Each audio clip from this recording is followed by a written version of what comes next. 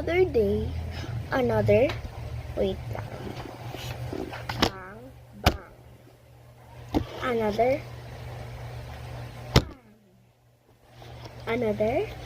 another, there's so lot. Naligo na ako and everything. Nag-uniform na ako and everything. Pumasok ako and the crispy and umuwi na kasi walang pasok. Dalawa pa lang yan. Ubos na. Kasi itong Pilipino, madami pa naman siya. Pagdating sa mat, ano na ang kulay ng mat? Green, pink, red, or what? Pagdating sa mat, natitirang pages.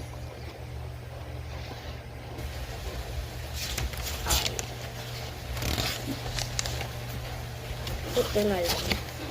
Like, lang. Can you see the difference, guys? Can you see the difference? Filipino. Math. Like, math and Filipino. Like, be.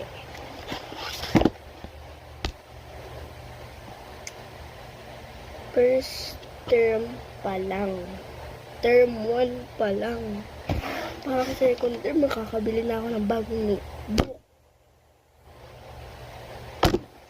And, by the way, new pencil case but old keychain. May new bag din ako. Pero dati pa yan. Nagbago ako kasi yung laban, malamang. Update ko lang kayo pag nasa halfway na ako ng Pilipino and math. 2 minutes na agad yun. Like what? Saan ka? Wala na. End of the day. Fast forward naman. Naka-fast forward na talaga yan. His name. Yan. Kita mo yan. Bible verses. Babasahin ko sa inyo. Philippians 4:13. I can do all things through God who strengthens me. When you pass through the waters, I will be with you. And when you pass through the rivers, they shall not overwhelm you. Isaiah 43 verse 2. Luke 6 verse 37.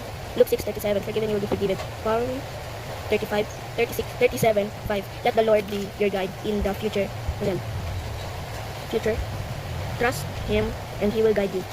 Jeremiah 29:11. For I know the plans I have for you, declares the Lord. Plans to prosper and not to harm you. Plans to give you hope and a future. Trust in the Lord with all your heart and lean not in your own understanding. Proverbs. Basta yun. Proverbs yun.